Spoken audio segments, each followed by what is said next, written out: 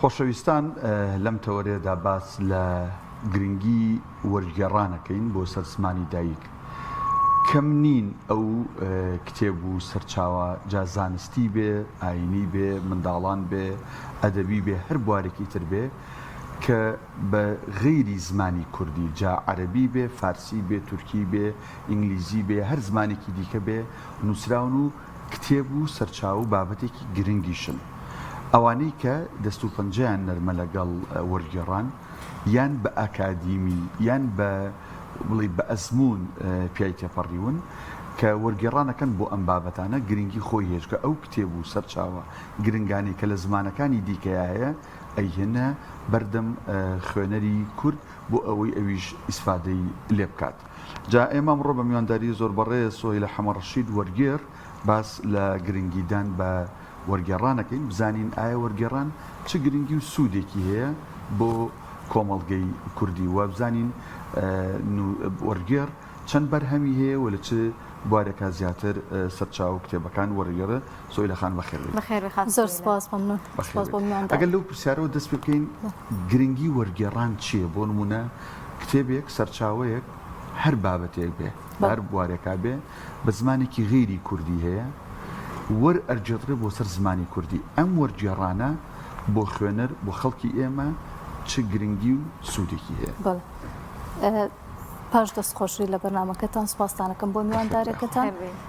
سەبارەت بە وەرگێڕان پێش ئەوەی کە باز لە گرنگیەکەی بکەی، یعنی پێویستە هەر خودی پرۆسەکە چۆنە،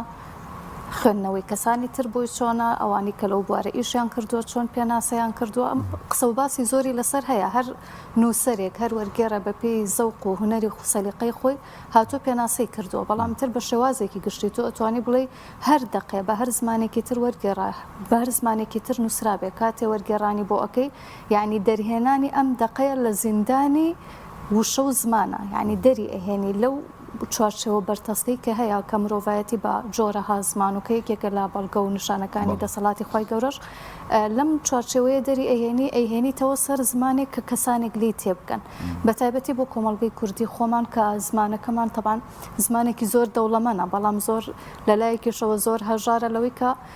نووسەران و ئەوانەی کە بەو زمانە ئەدوێن مفەکیرانیان کەمتر پەرژاونەتەوە سەر ئەوەی کە ئەو زمانە بەکاربێننەوە، یعنی وشەی خۆمان بەکاربێنینەوە. جا وەرگێڕان بۆ زمانی کوردیە هەر زمانێکی تر هەر کەسە و بۆ خۆی گرنگی تایبەتی خۆی هەیە، چونکە کە تۆ لە زمانی عەربی بۆ نمونە من لە عەربی لە فارسی وەری ئەگێڕم ئەیهێنم شتێک لە کولتوری وڵاتێکی ترەوە ئەهێنمە ناو ئەم کولتوری خۆمان، کە ئەیهێنیت ئەبێ بە جۆرێک بێ کە بیسازێنی لەگەڵ کولتورەکەی خۆمان، یعنی ئەبێ هەردوو بوارەکە لە بەرچاو بگیرە، یعنی هەم شارەزای کولتوری کوردی بێ هەم شارەزای کولتوری عەربیە فارسیە تورکی هەر زمانێکی کە ئەیهێنی تەرجەمەی ئەو زمانە ئەەکەیتەوە، یعنی نایت دەق و دەق وشەی ئەو بێنی لە لای خۆمان بەکاری بێنێتەوە کە دواتریش ئەپەڕژێنە سەرەوە. باشە، ئەگەر باسێک لە وەرگێڕ بکەین، کەسێک کە وەرگێڕان ئەکات ئایا پێویستەکە خۆی کەسێکی ئەکادیمی بەیان ئەو تا بە زمانەکە بزانم من ئیتر ئەتوانم ببم بە وەرگێڕێک و شەسازی بکەم و کتێبێکم هەبێت لەو بوارە؟ ئەکادیمی بوون زۆر گرنگە، یعنی لە هەموو شتێکە پێشەی بوون زۆر گرنگە، بەڵام بەداخەوە ئێمە لە کوردستانە تا ئێستاش پێم وایە بە تازە بە تازە لە زانکۆشتی وا بکرێتەوە کە بەشێک هەبێت. بەش بۆ وەرگێڕان ئینگلیزیمان هەیە، فارسیشمان هەیە، هەڵە نەبم، بەڵام هەز ناکەم عنی ئەو کەسانی کە کتێب وەرگێڕن زیاتر ئەو کەسانە بەڵێ، بەڵام خودی وەرگێڕان ئەگەر کەسێتی وەرگێڕ باس بکەی پێش هەموو شتێک خۆی ئەبێ خوێنەرێکی زۆر باش بێ، کە لەگەڵی خوێنەری باش بێ وشە بەلایەوە زۆر گرنگ بێ. من هەمیشە هەر وتومە لە تەمەنی نەوجەوانی تا ئێستا وتومە وشە مەوجودێکی زیندووە، یعنی کە مامەڵەی لەگەڵاکەی بۆیە زۆر حساسم لەوەی کە چ وشەیەک بەکار ئەهێنرێت، چ وشەیەکت پێ ئەوترێ زۆر کاریگەری هەیە کە کەسی کە زۆر خوێنەر بێ لەگەڵ ئەوەشە ئەبێ شارەزایی زمانەکەی هەبێ، لە هەمووی گرنگتر پێویستە حەز و حەزیشی بۆی نەبێ تااقەتی هەبێ، یعنی هەردوو شتەکە زۆر گرنگە، هەم حەزی بۆ بابەتەکە هەبێ هەم تااقە و تواناشی هەبێ کە لەسەری بمێنێتەوە. کەسانێکان لە بواری زمانەوانی زۆر باشن، زۆر زیرەکەن، یعنی ئەتوانن بڵێ مەوسوعەیەکن بۆ خۆیان، بەڵام تااقەتی ئەوە ناکەن بێن بەراوردی کتێبێک لەگەڵ کتێبێکی ترکەنیا لەو زمانەوە بیکەنەوە بە زمانی خۆمان. ئەوجا هەشمانە بۆ نمونە لە زمانەکەی کە زۆر شارەزایە، ئەڵێ وەڵام من کە دەست بە وەرگێڕانەکەم خۆ کێشەم لەو زمانە نییە بۆ نمونە لە عەرەبیەکە زۆر باشتەیەکەم بەڵام نازانم ئەمە بە کوردی چی پێڵێن یعنی خودی زمانی کوردیەکە زۆر زۆر گرنگە جا من هەمیشاڵم بۆ زمانی کوردی لای خۆمان مامۆستا هەژار لەگەڵ مامۆستا مەسعود محەممەد یعنی ئەوانە فەرهەنگن لە وشەیە وشەی ئەوەنە جوان و ناسکیان هەیە کە ئەی خوێنیتەوە دڵت نایە بۆ نمونە لە بری وشەیەکی کوردی وشەیەکی عەرەبی یا فارسی بەکار ببەی پێویستە ئەو کەسەی کە وەرگێڕەکە لە تایبەتمەندی زانستیەکانی ئەڵێم هەم شارەزای هەردوو زمانەکە بێ شارەزای کولتوریشیان بێت چونکە هەندێک جار هەیە وەرگێڕان ئەکرێ وشەیەک لە زمانی عەرەبیە یا خود پەندێ لە زمانی عەرەبیان ناز ناوێ سیفەتێ بۆ نمونە ئەدرێ بە کەسێک بۆ شانازیە بۆ وەصفە بۆ ستایشە بەڵام هەمان وشەوەرە لە کوردیا بەکاری بێنە ئەبێ بە وشەیەکی ناشرین یعنی ئەبێ بە شتێکە دزێەوە یا ئەتوانم بڵم جنێوە یعنی ئەبێن خوێنەر وەرگێڕ ئەفۆ ئەوەندە هەستیار بێ ئەم شتانە لە یەکتری جیا بکاتەوە ئەو جا ئەمانەت پارێزی لە کەسی وەرگێڕە ئەمە بە دوور لەلایەنە پیشەیەکەی کە هەیبێ پێویستە ئەمانەت پارێز بێ ینی ئەو شتەی تۆ ئەیکەی فکری کەسێکی کەیە وەری ئەگێڕی پێویست ناکات بیت خۆت تەداخلی تیا بکەیت لەم تەداخلەیە خۆت چی دویست ئەوە بکەیت بەداخەوە من ینی هەبووە کتێبم خوێنجۆتەوە ئەوەی کە نووسەر وتوێتی شتێکی کەیە ئەوەی وەرگێڕەکە ئێک لە شتێکی ترە نابێ ئەمەیان ئەمانەت پارێزی لەسەر و هەموو شتێکەوەی چونکە ئەمە پەیوەندی بە ئەخلاقی کەسەکەەوە هەیە وشە بە وشە ئەتوانی وەرگێڕانی وشەیی نەکەیت تۆ تەوزیحی زیاترەی لە وەرگێڕانە دەستکراوەترەبی تەبانمەش بە پیر جۆری وەرگێڕانەکان جیاوازیان هەیە تەبان ئەمە لە سەرەتا و ئاماژەمان پێ بکردە شتێکی باش بوو کە جۆرەکانی وەرگێڕان چۆنن ئەو بابەتانی وەری ئەگێڕی تا چەندێ لە کامیانە دەستت کراوەترە لە کامیانە ئەتوانی ناتوانانی ینی پێویستە مقەیەت بێ بۆ شتێک کە ئەو توێتی بەڵام ئەمانەت پارێزی و پاراستنی فکری کەسی نووسەر چونکە وەرگێر تەنها گێڕەرەوەی فکری کەسێکی ترە ینی ناتوانێت لەوە زیاتر دەربچێ خۆی پسە پێنە بەسەر ئەو دقەیە ئەو کتێبی کە وەرێگەڕ سۆی لە خان چۆن ئێستا کۆمەڵک ئەپەن لە بواری وەرجێڕانە بۆ نمونە دقیق تەکستێکی عەرەبیە یان فارسیە یان ئینگلیزیەتی وەری جێڕی بۆ کوردی کەی خوێنیتەوە ینی تێناگەڵە چێ زۆر کتێبی ژەیە وەرجێڕانە کەی خوێنیتەوە خوێنەر بێتاقەتە بێ هەستەکە پەڕەکان و وشەکان شەڕی لەگەڵەکەن تااقەتی لە خوێنووی کتێبەکە نامێنێ ئەمە نیشانەوەی وەرجێڕەکە بەس هاتووە کەلیمی بۆ کەلیمە وەرجێڕاوە بۆ وای هاتووە ئەوە تەرجمەی حرفیە تەرجمەی حرفی دەق ئەکوژێت لە ڕاستیە کە تۆ بێ دەق و دەق ئەو چی وتۆ تۆش ئەوە بڵێتەوە نا تۆ دێ وتم بە زمانی خۆت قساکەی ئەو بە زمانی خۆی ئەو شتێ وتۆ بەڵام وەرگێر ئەبێت لە زمانەکەی ئەو باش شتێکە شت بێ بزانێ مەبەستی چییە دوایی یەیتەوە زمانەکەی ئەو ئەکەی بە زمانی خۆت بە ئەمانەتەوە یعنی خۆت دەستکاری ناکەی ڕوونکردنەوە لە وەرگێڕانە ئاساییە بەڕای من بەڵام زۆر تێپەر نەبێ ینی زۆر زیادەڕەوی تیان نەکرێ ئەسە من بۆ خۆی بەراوردی دوو دەقم کرد عەرەبیەک و فارسیەک بۆ نمونە فارسەکە پەرەگرافێکی بچووک بوو ئەو دوو ئەیفۆرسە ئەیفۆر وەرگێڕەکە لەسەری نووسیوە ئێکاکە تۆ ئەوە تەوزیحاتت هەیە وەرە بۆ خۆت لەو بابەتە بنووسە ینی ئەتوانی مەقالەیە پەرتووکێ شتێک لەو بابەتە بنووسی بەڵام بە شێوازێک کە خوێنەری شتێ بکە وەڕەزیش نەبێ هەمووی ئەکەوێتەوە سەر سەلیقەی وەرگێڕەکەش وەرگێڕەکە تا چەند ستایل و نووسینی چۆنە زمانی دەربڕینی چۆنە ئەکەوێتەوە سەر ئەو بابەتانە کاریگەریان لە وەرگێڕانە زۆر هەیە کاتە با پرسیاری خۆت بکەینەوە جۆرەکانی وەرگێڕان کامانن ڕوونکردنەوە لەسەر بیت وەرگێڕان خۆی بە شێوازێکی سەرێکیدا بەشەکرێ بۆ سێ بەشەوە بەشێکیان پیشەیە وەرگێڕانی پیشەیە یەکێکیان زانستی ئەوی تریشیان ئەدەبیە وەرگێڕانی پیشەیە بە زۆری لە ڕکلامەکان ئەوانەی کە بۆ نمونە کەتەلۆگ و شتەکان بەکارەهێنرێ لە پیشە سازیە بە زۆری بەکارهێنرێ ناوەکەی هەر بەخۆیەتی لە بازرگانیا بەکارەهێنرێ بۆ نمونە ئامێرێک دروست دەکرێت لەگەڵ کەتەلۆگەکەی لەگەڵایەتی بە ئینگلیزی نووسراوە بە عەرەبی کە تۆ ئەیکەی بە کوردی ناتوانانی لەو دەقە زیاتر دەربچی هەر ئەو زانیاریانەی خۆی بە پوختەکراوی خەیتە ڕوو ئەمەیان وەرگێر زۆر بە ئاسانی ئەیکا طبعاً زۆر کارێکی ئاسانە چونکە نەهونەرێکی ئەو توی تێ هەیە تەنها شارەزای زمانەکەیە نەتێگەشتێکی ئەو تۆشێوێ دقێکی ترمان هەیە ئەمەیان زانستیە زانستیەکە تەنها ئەوەندە گرنگە کە لە بابەتە زانستێکە تێبگەی هەر ئەوەندەی گرنگە کە لە بابەتە زانستێکە تێگەشتی بە زمانی کوردی ئەیخێتە ڕوو ئەمەش تا ڕادەیەکی باش یعنی ئاسانە بۆ کەسی وەرگەر بەمەرجێک شارەزایی لەو زانستە هەبێت چونکە خۆتان نەزان بابەتی زانستی وشکە یعنی هەموو مێشکێک تەقبولی ناکە بەڵام لە بواری وەرگێڕان هەر کەسێ شارەزای بواری زانستەکە بە زۆر ئاسانترە لە بوارە ئەدەبیەکان بوارە ئەدەبیەکان کە بە شێوازێکی گشتی ئەیدرێتەوە چ بابەتی ئاینی بێت چ ڕۆمان بێت چ هەر شتێکی تر بێت طبعاً من لەگەڵ وەرگێڕان وەرگێڕانی شعر نیم طبعا شعرش هەر ئەچێتە بواری بابەتە علمێکەوە بەڵام کەسانێکیشە بوون کە زۆر کارامە بوون لە بواری شعر کردویانە بۆ نمونە هەر لە کوردی خۆمان کە شعرەکانی خیام وەرگێڕاون زۆر جوان کراون یا هەرمامسا هەژارە خۆی زۆر جوان وەریانە گێرە بەڵام کەسی زۆر تایبەتی هەیە بتوانێت ئەوە بکە بەڵام بوارە ئەدەبێکانی تر پێویستی بە هوەری وشەسازی هەیە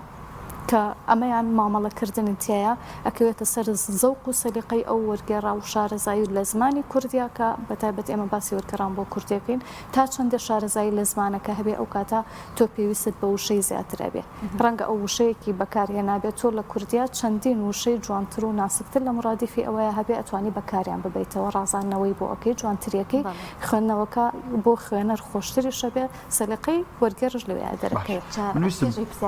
ئەو کتێبمان بيتي أصلاً يكتبي هنا على هم كتابك دواني كشم أنا أبو عفوك ودياري بزانين بس لتشيك أبو بقولك أقدر فرم كتابك ويستم برسياري بكم بس خذ والله مدة ويستم بلم ل چه زمانك وبرزت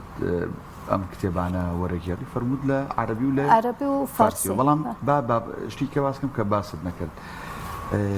لە چ بوارێکا وەرئەجێڕی بوونە بوارەکانی تۆ ئەدەبین زانستین مناڵانن ئاینین چین لە چ بوارێکا وەرەجێڕی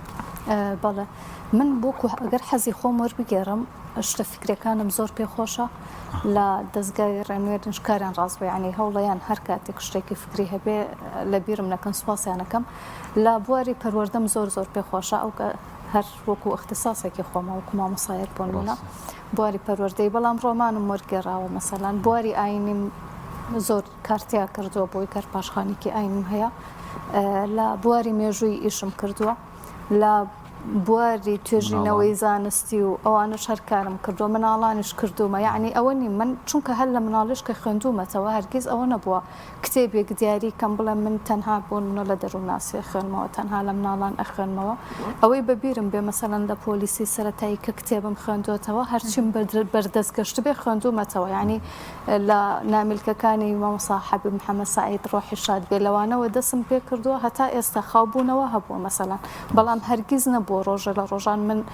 لە کتێبدا بڕابم یا وازم لێ هێنابێت بەڵێ حەڤەی چاپکراوم هەیە تقریبا حەڤەیە هەشتەشە ئامادەی چاپکردنن ئیتر هەموو بوارەکانی تیا هەیە ئاینی تیا هەیە پەروەردەیەوە ڕۆمانی تیا هەیە طبعاً لە ئێسایا ڕۆمانش بەتایبەتی ئەگەر ئەو ڕۆمانانەی بابەتە فکرەکانی تیابێ یا بابەتە مێژوویەکانی تیابێ بۆ من جێی سەرنجە خۆشە یعنی چێژی لێ وەرەگرم کە کاتێک وەریانە گەرم باشە پرسیار زۆرە بەڵام حەزەکەم ئەم پرسیارە بکەم ڕەنگە زۆر کەسیش ئەمە بپرسن ئێستا سەردەمی ئەیە ئەپلیکیشنەکان هەتا بێت بەرەو پێشچوون بخوانەوە بینن لە وەرگێڕانی زمانە و بنمونە زمانی کوردیش خۆشبەختانە چۆتە ناوی ترانزلیتەکانەوە ئەمە شتێکی باشە ینی زۆر کەس دەتوانێت سوودی لێ بینێ لە هەندێک بوارەکانە بەڵام پرسیارەکە لەوە ئایا دەکرێت ڕۆژێک لە ڕۆژان ئەپەکان جی ئەو وەرگێڕانە بکەنەوە کە وەرگێڕ ئەیکات بەڵێ پێشکەوتنە زانستیەکان خۆتانزانم تەکنۆلۆژیا لەم ڕۆیە هەر چاوەڕوان نەکراوە یعنی ئەم جیلی خۆمان شتی وامان بینیوە ئەگەر جاران هەر بە هەر خەیاڵش نەبووە و بە هەمان شێوە ئەم پێشکەوتنە ناوەستێ بە دڵنیاییەوە ئەگەری هەیە چەند ساڵێکی ترم بۆن منە من بێ ئیش و کار بووم بۆ خۆی هەموو شتێک کراوێ هەموو شتێ بکرێ یعنی ئەگەری هەیە بەڵام تا ئێستا ئەوەی هاتووە من هەر بۆ تەجروبە چەند تێکستێک بە بۆن منەئی بە ئای خوێنیتەوە هەر خۆی یەکسەر دیارە شتەکە بێ ڕۆحە خۆی ڕۆح لە هەموو شتێکە زۆر مهمە شتێکە گیانی تیابێ زۆر مهمە کە ئەو کەسەی ئەیکا لە هەر کە تا ئێستا ینی هەرچەندێک بڕوات هەرچەنێ بە ئیشی مرۆڤێک نابێ خۆڕاستە ئەو کەسە مرۆڤێک بەرنامەی بۆ داناوە بەڵام دوجار خودی ئەو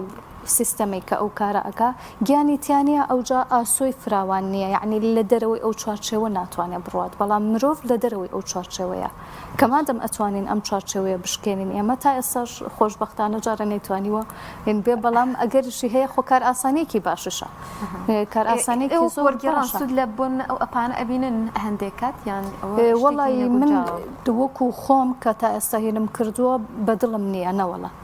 تەنەبوون من عەربی وەرەگەڕم عەربی زمانێکی زۆر دەوڵەمەنە یعنی تقریبا لەوانەیە من 30 کتێبی عەربیم وەرگێڕابێ بەڵام تا ئێستاش هەندێ وشەکە بەرچاومەکەوێ ناچارە بم عەربی بۆ بەکاربێنمەوە ناچارە بم بەڵێ لە ئینتەرنێت بەکارێنم لە گوگل بۆیە گەڕم بزانم ئەم وشەیە بنچینەکەی بۆ کوێ ئەگەڕێتەوە لەکوێوە بەکار هاتووە سیرەکەی وشەیەکی زۆر سادەشە بەڵام ئەوان بەهۆی ئەوەی لەهجەی زۆر جیاوازیان هەیە و دەوڵەمەنی زمانەکەیانەوە ئەو جۆر گرفتانە ڕۆدا بەحسۆی لە خەمبێنی سەر بابەتی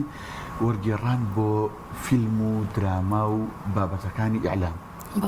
جا بابەتێکی دیکۆمنتاری بێ یان بابەتێکی سریاڵی بێ هەر شتێ بێ فەرقی هەیە بەڕاستە بۆ نمونە گەرجەنا بێت درامایەک لە عەرەبییان فارسی وەرگێڕیتە سەر زمانی کوردی جا بۆ ژێرنووس بێ یا بۆ دۆبلاج بێ دۆبلێر باڵێن قسەکان بڵێتەوە لەگەڵ نووسین کتێبە جیاوازی هەیە ئەم دوو نا هەردووکیان ئەچنە بابەتی وەرگێڕانی ئەدەبیەوە ئەوەی کەوتم قورسترینیانە بەڵام خۆشترینیشیانە یعنی ئەوەیە کە پەیوەندی بە تێگەشتنی وەرگێڕەوە هەیە پەیوەندی بەوەیە هەیە چەند شارەزای هەردوو کولتورەکە هەیە چۆن شارەزای هەردوو زمانەکە هەیە لە بەکارهێنانیان چۆن بتوانێت بۆ نمونە لە فلیمێکە بۆ نمونە فلیمی فارسی عەرەبی هەر شتێکەیە پندێک بەکار ئەهێنن تۆ مرادفی ئەم پەندە لە زمانی کوردیا چییە تۆ ناکرێت بیت قسەکەی ئەو دووبارەکەیتەوە نا ئەگەڕی خۆشمان پەندی جوانمان هەیە نزیکە کە هەمان واتە ئەگەێنێ ئەوەی بۆ بەکارە بیتەوە ئەوش هەر لەو بوارانە یعنی لە بواری وەرگێڕانی فیلم و زۆر لە تەمەنی گەنجیە بۆ کارتۆنێکمان کرد بەزەرەوە بوو ئەو بەرهەمانە چین کە لای خۆت زۆر تایبەتن یان بەنمونە ئەم بەرهەمەی کە لای منە باسی ڕۆمانێکە کە لە سەرزەمی دێنی زاینیدا ڕووی داوە کەمێک باس لە بەرهەمەکانت بکەیت لای خۆت کامیان تایبەتری و حەزەکەی کامیان زیاتر وەرگێڕنی لەو ژانەرانی کە باست کرد خۆی کە هەر بەرهەمێک گۆری ئەگێڕێت چونکە هەوڵ و مانوبوونی خۆتی تیا هەیە وەکو شتێکی تایبەت بە خۆت وایە خۆشت ئەوێن ینی هەرچەندە بۆ نمونە ڕەنگە لە سەرەتاشەوە شتەکە بەدڵی تۆ نەبوو بێ بەڵام لەبەر بەرژەوەندەیەکی گشتی لەبەر پێویستیە کە وەرت گەڕابێ تایبەتمەندی خۆیانیان هەیە بەڵام من هەر نووسراوێک کە بێتە ئەوەکە هەموو جارێڵم بۆ نمونە پاکەتێکی بسکیتیش لەوەیە کەوت بێ هەڵی گریتەوە بیخوێنیتەوە زانیاریەکی هەرتیایە شتێکت هەر ئەداتێ یعنی هەموو نووسینێک بۆ من هەر جوانە بە تایبەتی هەر کتێبێک کە ئەنووسرێ من ئەڵێم باشترین فکری ئەو کەسەیە لەناو ئەو کتێبەیە کۆبووتەوە ئەو کەسە هاتووە جوانترین شتی خۆی پێشکەش کردووە کەواتە ناکرێت ئەو کەسەی ئەی خوێنێتەوە بە سوک سەیریکایە بەشتێ ناوەکو جوانترین فکری کەسەکە وەرەگری سوودی لێ بینی بەڵام من ئەمەیە بۆ منە باسی ئەم ڕۆمانە بکەم بۆ ڕۆمان بەهاری ئەندەلوس کە یەکی مێژووی گێڕێتەوە ڕاستە ڕۆمانە بە زمانێکی شیرین ئەیگێڕێتەوە سەرنجڕاکێش ئەتهێنێتە ناو بابەتەکان بەڵام نووسەر هەر لە سەرەتاوە باز ئەکا کە ئەم شتانە هیچی خەیاڵی نین طبعاً لە ڕەنگە لە وەسفکردنێکە لە چۆنێتی شێواز و سیمای کەسێکە لە غاردانەکەیە نازام لە ئەسب سوارێکەیە لە شمشێروەشانەکەیە هەندێک فەنتازی و خەیاڵی تێکەڵ کردبێ بەڵام خودی ڕووداوەکان هەموو واقعین لە بەسەراتی واقعی مێژوویەوە وەریگەڕاوە و بۆ ئەم سەردەمەی ئێمە بە تایبەتی و چ لە ناو کووردا چ لە ناو هەموو ڕۆژهەڵات تا چه هەموو وڵاتە ئیسلامەکان چونکە ئەندەلوس لە بەشی ڕۆژ ئاواشە طبعاً مێژوویەکی زێڕینە پڕێتی لە شتی جوان و پڕێتی لە کەوتن و هەستانەوەش طبعاً زۆر پێویستە دانی تاکی کورد کە شارەزای ئەو مێژووی خۆی بێ ئێستا گرفتی ئێمەی موسڵمانان و ئەم گەنجانی ئێستا تەنانەت ئەوانەشی کە ئەخوێننەوە خۆشبەختانە کە ئەبینین لە پێشەنگای نێودەوڵەتی کتێب بۆ نمونە کە ئەکرێتەوە ئەچیتە ئەوێ کۆمەڵێکی زۆر ئەوانەی کە ئەیانبینی گەنجی مولتەزیم و گەنجی ئاینین یعنی من حەزەکەم ئا لەسەر ئەم مۆزوع بوەستم ئیسلام خۆی هێزێکی زۆر تایبەتی هەیە یعنی هێزێکی هەیە توانیوێتی و ئەشتوانێ مادەم لە ڕابردوو توانیوێتی و تاقی کراوەتەوە کە شارستانەتێکی گەورە بنیادنێ و بە دڵنیایەوە توانای ئەو هەستانەوەشی هەیە چەنەها جار کەوتووە بەڵام هەستاوەتەوە لە ئێستەیە پێویستە هەر تاکێک هەر گەنجێک شارەزای ئەو مێژووی خۆی بێ بزانێت لەو سەردەمەیە چی ڕووی داوە کەڵکیان لێوەربگرێت لە سەردەمی خۆی بەکاری بێنێتەوە چونکە ئێمە ئەگەر سەرنج بین مێژوو ئەڵە خۆی دووبارە کاتەوە لە ڕاستیە ئێمە مرۆڤ دووبارەی ئەکەینەوە تا ئێستا کە سەرنجی مرۆڤایەتی هەستەکەی لە ناو بازنەیەکی خولاوەیە، یعنی لەم بازنە دەرناچێت. تەنها شێوازی ڕواڵەتمان گۆڕاوە، هەندێک لە ستایلی ژیان و چۆنێتی جلو و بەرگ و دانیشتن و ناومانمان گۆڕاوە، بەڵام ئەوەی لە فکر و لە ناخی ئینسانایە تا ئێستا هەر هەمان شتە. هەموو ئەو فەیلسوفانە هاتوون ئیشیان لەسەر ئەوە کردووە. جا ئاینیش زۆر گرنگە لەم کتێبەیە کە زۆر باسی ئەوە ئەکا لە شارستانێتی ئیسلامی لە ئەندەلوس چۆن بنیاتیان ناوە و چۆن هەستاونەتەوە ئەو پێشکەوتنانەی کە لەو سەردەمایە هەبووە و بایەخدانیان بە وەرگێڕان. تەبعاً یەکێک لەو کارانەی کە لە ئەندەلوسا کراوە زۆر بایەخیان بە وەرگێڕان داوە، یعنی تەنها بەوە بەسییان نەکردووە کە لە ناو خۆیان نابن قەتیزما و نەبوون، هاتوون کتێبەکانی ڕۆمانی و یۆنانیشان هێناوە وەریان گێڕاوە. تەنانەت لە سەردەمی یەکێک لە سەرکردەکانیان باز لەوەکە کە لە قوستەنتینی ئەو کاتەوە لە ئەستەمبوڵەوە دوو کتێبی بە دیاری بۆ ئەنێرێ بە زمانی یۆنانین، یەکسەر فەرماندەکەیان نامە ئەنێرە دوای دەستخۆشە لەو پیاوەتێتان کردو ئێمە زمانی ڕۆمانی و یۆنانی و شتانە نازانین، کەسێکمان بۆ بنێرن کە بەو زمانە قسە بکە با ئێمەش کە سوکاری خۆمان فێرکەین، یعنی بەو جۆرە بەیەخیان پێداوە. زۆر بەڕێز سۆی لە حەمە ڕەشید وەرگێڕ سوپاس بۆی لەم تۆرە لەگەڵ سپاس بۆ ئێوەش، سپاس بۆ هەندارەکەت.